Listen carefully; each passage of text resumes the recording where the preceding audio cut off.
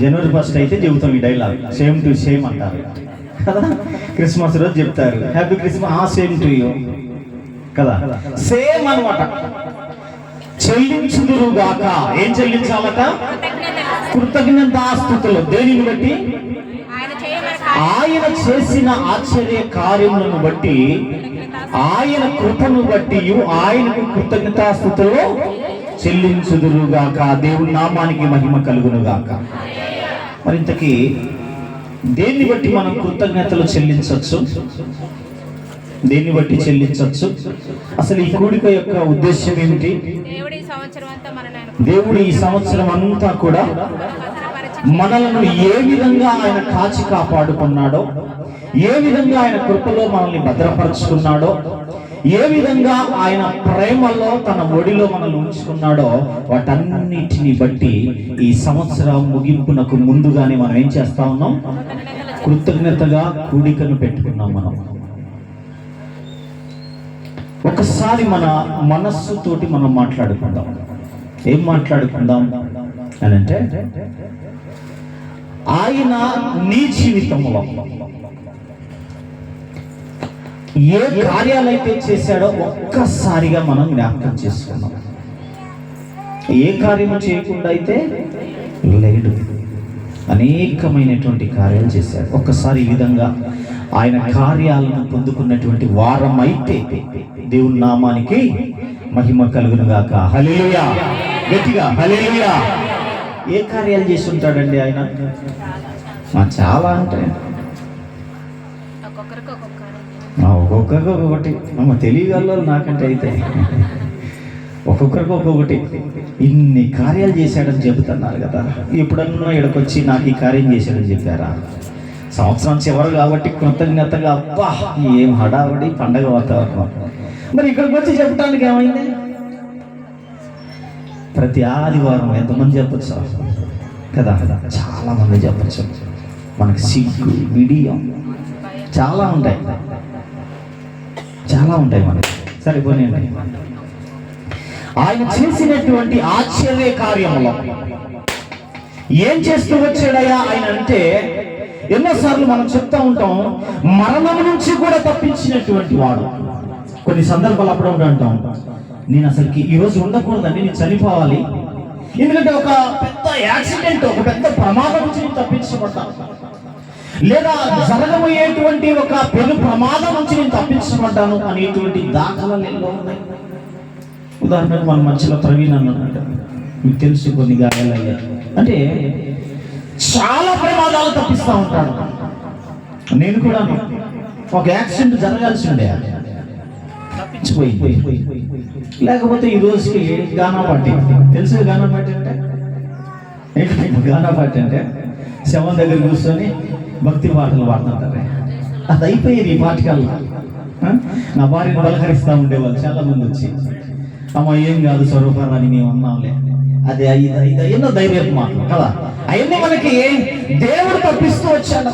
ఈ మరణకరమైనటువంటి పరిస్థితులు కావచ్చు, ఎన్నో ప్రమాదకరమైనటువంటి పరిస్థితులు కావచ్చు. కొన్నిసార్లు నా జీవిత అనుభవం ఎలా ఉంటుందంటే, ఇక అయిపోయింది రా బాబు. ఏమైపోయింది? కొన్ని పరిస్థితుల్లో, కొన్ని చెల్లించాల్సినటువంటి పరిస్థితుల్లో ఇక ఏం లేదు, లాస్ట్ అవర్. కానీ ఈ లాస్ట్ అవర్ వచ్చేసరికి ఏమైపోద్ది అంటే, ఊహించినటువంటి పరిస్థితి. ఏంటి, దేవుడు ఇంత కార్యం చేస్తాడా? అప్పటి వరకు ఎలా ఉంటుందంటే, ఇశ్రాయేలు సంగతి మనకు బాగా తెలుసు. సముద్రం ఎదురుకు వచ్చారట, వెనక ఎవరున్నారు? ఫరో సైన్యం ఉంది. ఫరో సైన్యము వెనుక తరుముతా ఉంది. అసలు దుమ్మెగిసిపోతా ఉంది. ఆ రథముల యొక్క ధ్వని వీరి చెవులలో వినబడతా ఉంటే వీరి గుండెలు నీరుగా మారిపోతా ఉన్నాయి. ఏం చేయాలో తెలియని పరిస్థితుల్లో మోషేతో అంటా ఉన్నారు, మోషే ఈ బతికేదో అక్కడే బతికేవాళ్ళంగా, ఈ సావేదో అక్కడే చచ్చే వాళ్ళం కదా, ఈ కర్మ ఏదో అక్కడే గాలిపోయేది కదా, ఇక్కడ దాకా తీసుకొచ్చావు మోషే. ముందు చూస్తే సముద్రం ఉంది, వెనక చూస్తే శత్రువులు. ఏం చేయాలి మేము అన్నప్పుడు ఎవరికి తెలియనటువంటి రీతిలో, మోషేకు కూడా తెలియదు అప్పటి వరకు. దేవుడు ఈ సముద్రం నుంచి ద్వారాన్ని ఏర్పరుస్తాడన్న సంగతి మోషేకు కూడా తెలియదు, ఆయన కూడా ఊహించలేదు, క్యాల్కులేట్ చేయలేదు ఆయన కూడా. కానీ అనుకున్నటువంటి పరిస్థితుల్లో దేవుడు ఏం చేశాడు? వారికి మార్గాన్ని ఏర్పాటు చేశారు. ఇటువంటి మార్గాలు మన యొక్క జీవితాలు అనేక మనం చూస్తూ వచ్చాం. వీటన్నిటిని బట్టి దేవుని నామానికి ఒకసారి గట్టిగా హల్లెలూయా. నేనంటే మైక్ ఉంది కాబట్టి గట్టిగా అరుతాను, మీకు మైక్ లేదు కాబట్టి చిన్నగా అరుతున్నారు. సరే చూద్దాం, సరే సమానంగా. అలాగే మనం ముందుగానే ప్రకటించుకున్నట్టుగా, మనం ప్రార్థన చేసినట్టుగా మరి మన మధ్యలోకి దైవజనులు వచ్చారు. బెత్లెహేమ్ బాప్టిస్టు ప్రార్థనా మందిరం, సొసైటీ కాలనీ, వరంగల్, ఆ యొక్క సంఘంలో పరిచర్య చేస్తున్నటువంటి, ఆ సంఘంలో సేవ చేస్తున్నటువంటి దైవ సేవకులు బి మధుబాబు గారిని సాధారణంగా మరి మన మధ్యలోకి ఆహ్వానించుకుందాం. చప్పట్లతోటి.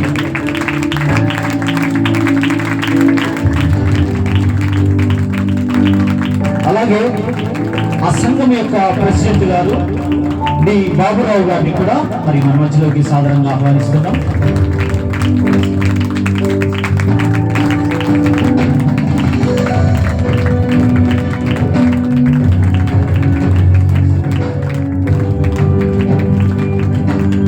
దేవుని నామానికి మహిమ కలుగును గాక. ఈ విధంగా మనం ఎన్నో ఆశ్చర్య కార్యాలు దేవుని వల్ల మనం పొందుకుంటూ వచ్చాము. వాటన్నిటిని బట్టి ఈరోజు కృతజ్ఞతగా ఈ యొక్క సంవత్సరము ముగింపునకు వచ్చాం కాబట్టి దానన్నిటికీ కృతజ్ఞతగా ఈరోజు మనం ఇక్కడ కూడుకొని ఉన్నాం. మరి ఎంత కృతజ్ఞులంగా మరి మనం ఉండాలి, ఎంతగా దేవునికి దగ్గరగా. మనం అప్పుడప్పుడు మాటల్లో ఒక్కోసారి వర్ణించలేక కొంత గ్యాప్ ఇచ్చి మాట్లాడుతూ ఉంటాం. ఏమనంటే ఎంత దేవుడు కార్యం చేశాడో తెలుసా అని గ్యాప్ ఇస్తాం. అంటే ఏంటి, ఇక దాన్ని చెప్పలేమన్నమాట.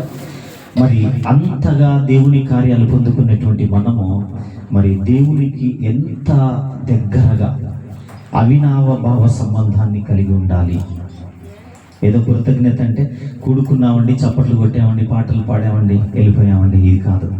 నీవు దేవునికి ఎంత దగ్గరగా జీవిస్తే అంత కృతజ్ఞత నీవు కలిగినట్లు.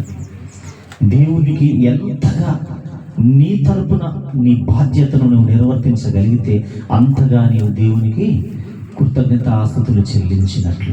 అంతేకాని నోటితో కాదు, శబ్దంతో కాదు, మన యొక్క క్రియల ద్వారాగా దేవునికి మనం ఏం చేయాలి? కృతజ్ఞతలు చెల్లించాలి. ఆయన మనకి ఇచ్చినటువంటి ప్రాణం ఏదైతే ఉందో, ఈ ఊపిరి ఏదైతే ఉందో, ఎన్నో కృతజ్ఞతలు మనం చెల్లించాలి. అలాగే ఇకపోతే మన మధ్యలో ఉన్నటువంటి ఈ యొక్క సంఘము స్థాపించబడటానికి లేదా ఈ యొక్క స్థలంలో మనం నిలబడటానికి కారణమైనటువంటి కుటుంబాలు ఉన్నాయి. మరి మనందరికీ తెలుసు, మన మధ్యలో ఉన్నటువంటి తండ్రి సమానులైనటువంటి థామస్ గారు, అలాగే తల్లి సమానులైనటువంటి అమృతమ్మ గారు. మరి ఈ యొక్క మనమందరం కూడా ఈరోజు మనం పలకరించుకుంటున్నాం, నిలబడుతున్నాం, మాట్లాడుకుంటున్నాం, వాక్యం వింటున్నాం, ఎంతగానో దేవుని మహిమపరుస్తున్నాం. అంటే దాని వెనుక వారి యొక్క కుటుంబము చాలా కారణమైంది, వారి జీవితాలు చాలా కారణమై ఉన్నాయి. ఎందుకంటే దీని గురించి మనం ఎక్కువగా చెప్పుకోలేము కూడాను. ఒక్కరోజు కూడికకే, నెలకు ఒకసారి ఒక గృహ కూడిక జరిగించాలంటే చాలా ఆలోచనలు చేసేటువంటి వారు మనం. మరి అటువంటిది ఈ మందిరం, ఈ స్థలము లేక మునుపు నుంచి వారి ఇంట జరుగుతూ వచ్చింది. ఆ ఇంటిలో మరి ఆ యొక్క ప్రార్థన ఎప్పుడు జరగాలంటే ఆ ఇంటి పరిస్థితి కానీ, ఆ యొక్క ఇంటి యొక్క వ్యక్తులు కానీ, వారి యొక్క జీవితాలు కానీ ఏ విధంగా ఉంటే మరి ఆ ప్రార్థనలు జరుగుతాయి అనేది కూడా మనం ఆలోచన చేయాలి. మరి వారు వాటన్నిటికి కూడా దేవుని యొక్క ఆత్మీయ విషయంలో వారు అంతగా తగ్గించుకొని ముందుకెళ్తూ వచ్చారు, మనలందరినీ నడిపిస్తూ వచ్చారు. ఒక విధంగా చెప్పాలంటే ఒక మాటలో రథసారథులుగా వారు మనకు ముందుగా ఉండి నడిపించినటువంటి వారు. దేవుడే మనల్ని నడిపించాడు. కానీ ఈ యొక్క సంఘము ఈరోజు ఈ స్థలంలో నిలబడటానికి రథసారథులు వారే అని చెప్పుకోవడంలో ఏమాత్రం కూడా అతిశయం అవసరం, అంత గొప్పగా. కాబట్టి వారందరినీ బట్టి చప్పట్లతోటి ఒక్కసారి మనకి కనపడతాం. హల్లెలూయా. అన్న మీరు ఆ టెంట్ కింద ఉన్నటువంటి వారు ఇక్కడ ఖాళీగా ఉంది కాబట్టి దయచేసి ఏమనుకోకుండా మీరు వీలైతే మీ కుర్చీ మీరే తెచ్చుకోండి. మంచి వాళ్ళు మీరంతా రండి రండి నాన్న. తేజ దాన ఇక్కడికి వచ్చేయండి, ఇదంతా ఖాళీగా ఉంది. అలాగే ఇంకా యొక్క సంఘములో ఉన్నటువంటి విశ్వాసులు వారి యొక్క కష్టాన్ని కూడా వారు ఖర్చు చేస్తూ వచ్చారు. వెళ్ళేది రోజు వారి కూలికే, రోజు మధ్యానికి వెళ్ళేది. అయినప్పటికీ కూడా వారికి కలిగిన దాంట్లో వారు అన్నిటికీ, అంటే ఈ పరిచర్యకు ఏదైతే కావాలో, ఈ పరిచర్య ముందుకు వెళ్ళడానికి ఏ అవసరమైతే ఉన్నాయో, ఆహార విషయంలో కానివ్వండి, దీనిని సిద్ధపరిచేటువంటి విషయంలో కానివ్వండి, ఈ విధంగా ప్రోత్సాహపరుచుతున్నటువంటి వారు వారి కష్టాన్ని వారి సమయాన్ని వెచ్చిస్తూ కూడా ఎంతగానో ప్రోత్సాహాన్ని అందిస్తూ వచ్చారు. వారందరినీ బట్టి కూడా ఒకసారి మన చప్పట్లతో వారిని వెంటాడుతాం. ఈ రోజు వరకు కూడా, ఈనాటి వరకు కూడా చాలా చాలా వారి యొక్క కష్టాన్ని వెచ్చిస్తూ వచ్చారు. ఈ యొక్క అన్ని పనులకు సహకరిస్తూ వచ్చారు. మనం ఇంటికి వస్తే వచ్చినటువంటి 10 మంది 15 మంది 20 మంది విశ్వాసులకు ఛాయ్ పెట్టేయాలంటేనే చాలా ఇబ్బంది. అటువంటిది ప్రతి ఆదివారం ప్రతి వారం కూడా ఇగో ఈరోజు భోజనం లేదు అనేది లేదు. వారి ఇంట మరణం సంభవించిన తర్వాత కూడా చాలా మంది చాలా మాట్లాడుకున్నారు. మీకు కూడా తెలుసు అదంతా. ఇంకేముంది, ఇక వీళ్ళ పని అయిపోయింది, తలుపేసేసుకొని వెళ్ళిపోవటమే, వీళ్ళు ఇక దీనికి తాళం వేసేసుకోవటమే, ఈ సంఘం ఇక ఉండదు అనేటువంటి ఆలోచనలు ఎంతో మంది చేశారు. కానీ ఆ ఇంట మరణం సంభవించిన తర్వాత కూడా ఈ పరిచర్యను ఆపు చేయలేదండి. మరొకసారి వారి కోసం దేవుని నామానికి మహిమ కలుగునుగాక. అలాగే చెల్లె సంగీతమ్మ, ఇకపోతే తంబి కానివ్వండి, మీ పేర్లు తెలవరా వచ్చి నాకు ఫీల్ అవ్వ మాకండి. దుర్గారావు, ప్రసాద్, జగ్గన్న, ఇంకా ఉషారాణి అమ్మ, ఇంకా పిల్లలు యవనస్తులు అంటున్నాను మళ్ళీ. అంతే, నా పేరు తెలియదు కాబట్టి మనకు అసలు మెమరీ లాస్. ఈ విధంగా చాలా మంది మరి మీ కష్టాన్ని వెచ్చిస్తూ ఈనాటి వరకు కూడా ఈ సంఘం ఈ విధంగా నిలబడటానికి మీ యొక్క తోడ్పాటు, మీ యొక్క ప్రోత్సాహం, సహకారము చాలా తోడై ఉన్నది. కాబట్టి మీ అందరిని బట్టి కూడా దేవుని నామానికి మహిమ కలుగునుగాక. ఒకసారి చెప్పకపోతే హల్లెలూయా. ఇకపోతే మనకు మధ్యలో ప్రవీణ్ అని అన్నారు. అంటే మీరేం కనబడతారు, అన్నేం కనపడ్డంతే. కనబడకుండా తన ప్రోత్సాహాన్ని మనకు అందిస్తానే ఉన్నారు. కాబట్టి ప్రవీణ్ అన్న కోసం అందరం ఒకసారి. అలాగే ఇకపోతే గోపినేనిపాలెంలో మనం పరిచర్య ప్రారంభిస్తూ వచ్చాం. గోపినేనిపాలెంలో పరిచర్య జరగటానికి కూడా ఇక్కడ నుంచి, ఏదో అక్కడక్కడే కాదు, ఇక్కడ నుంచి కూడా అక్కడి వరకు రావటం ఏమాత్రం కూడా విసుగు చెందక మరి అక్కడికి వచ్చి కూడా మీరు అక్కడ కూడా ప్రోత్సాహాన్ని అందించడం. ఇకపోతే అక్కడ పరిచర్య విషయంలో మరి మన మధ్యలో ఉన్నారు రూతక్క, దీనమ్మ గారు, జ్యోతక్క, చూసారా మెమరీ లాస్ అన్న తెలియజేస్తా ఉన్నాడు, సుగునక్క. ఈ విధంగా మీరందరూ కూడా అక్కడ వచ్చినటువంటి విశ్వాసులందరికీ కూడా ఆహారం వడ్డించటం, ఈ విధంగా జరుగుతున్నటువంటి 3వ శుక్రవారం అభిషేక ఉపవాస ప్రార్థనలో కూడా మీరందరూ కూడా మీ వంతు సహకారం అందించడం, ఈ విధంగా ఇవన్నీ కూడా దేవుని యొక్క కార్యక్రమాల్లో మీరు చేస్తున్నటువంటివి. కాబట్టి వారందరికి కూడా గోపినేనిపాలెం వాళ్ళందరికీ కూడా మనం ఒకసారి దేవుని నామానికి మహిమ కలుగునుగాక. అలాగే పోతేనండి డేవిడ్ రాజు గారు రాలేదు. వాళ్ళు రాకపోయినా మనం చెప్పాల్సింది చెప్పింది తప్పదు. ఎందుకంటే చాలా ఖర్చు పెట్టుకొని నెలలో 2 సార్లు వస్తారు మన మధ్యలోకి. వచ్చినప్పుడల్లా 3,000 ఖర్చు పెట్టుకొని పాపం వస్తున్నారు. కాబట్టి ఆయన్ని బట్టి కూడా, లేని ఆయనని బట్టి కూడా దేవుడి నామానికి మహిమ కలుగునుగాక. పోతే ఉన్నారమ్మా, మా పేరు ఏం చెప్పట్లేదు అనుకుంటున్నారేమో. సారీ తల్లి, మీ పేర్లు నాకు తెలియదు. కాబట్టి మీ అందరి ప్రోత్సాహం సహకారం కూడా ఉంచబడింది. అలాగే ఈ స్థలము ఇది ఒక పాడుబడినటువంటి గదులు ఉంచబడ్డాయి, చెట్లు మొలిసాయి. ఇదంతా కూడా ఈ స్థలం ఈ రోజు ఈ విధంగా తయారు కావడానికి వారు చిన్న పిల్లల కాడ నుంచి కూడా చాలా మంది దీనికి చాలా వాళ్ళ యొక్క కష్టాన్ని వెచ్చిస్తూ వచ్చారు, శ్రమిస్తూ వచ్చారు. దీని కొరకు మట్టి పోయటం కానివ్వండి, ఆ మొక్కలు తీసివేయటం కానివ్వండి, దీన్నంతా అందంగా తయారు చేయటం కానివ్వండి, ఈ విధంగా ఇది ఈ ఆకారంలోకి రావటానికి కూడా చాలా వారి యొక్క శ్రమను వాళ్ళు వెచ్చిస్తూ వచ్చారు. కాబట్టి వారందరినీ బట్టి కూడా దేవుని నామానికి మహిమ కలుగుగాక. హల్లెలూయా. ఈ విధంగా ఎన్నో కార్యక్రమాలు ఉంచబడుతూ వచ్చాయి మనకు. ఇకపోతే ఈ సంవత్సరంలోనే జగ్గయ్యపేటలో ప్రారంభించినటువంటి కూడిక,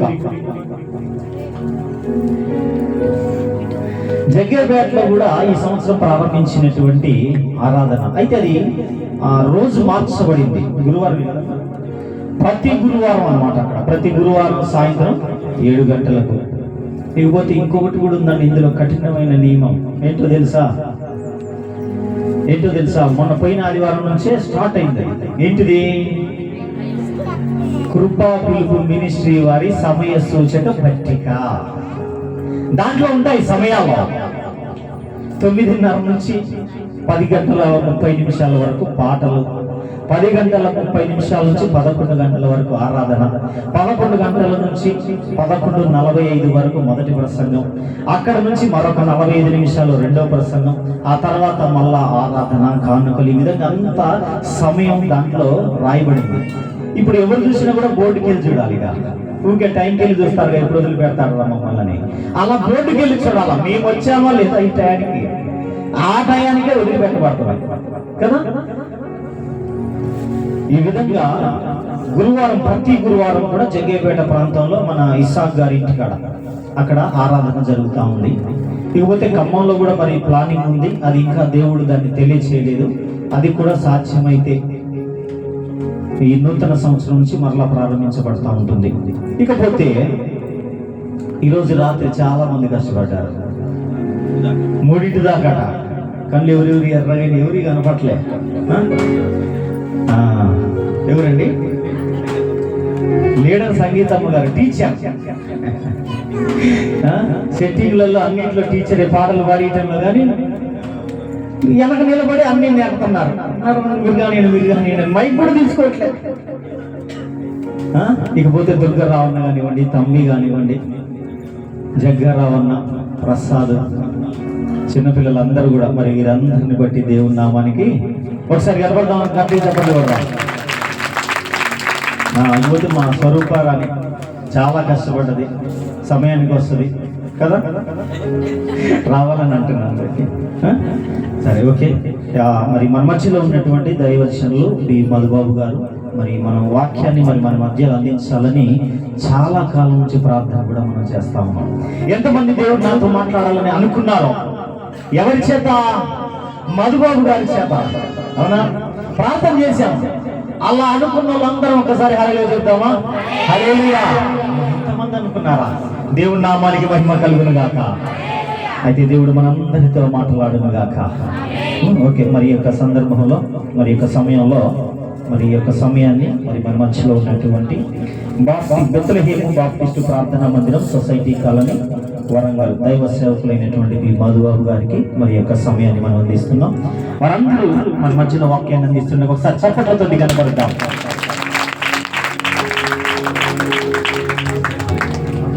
అలాగే ఆ యొక్క బెత్లెహేము బాప్టిస్టు ప్రార్థనా మందిరము సంఘం యొక్క ప్రెసిడెంట్ గారు అయినటువంటి డి బాబురావు గారు మనకు కొన్ని గ్రీటింగ్స్ తెలియజేస్తారు.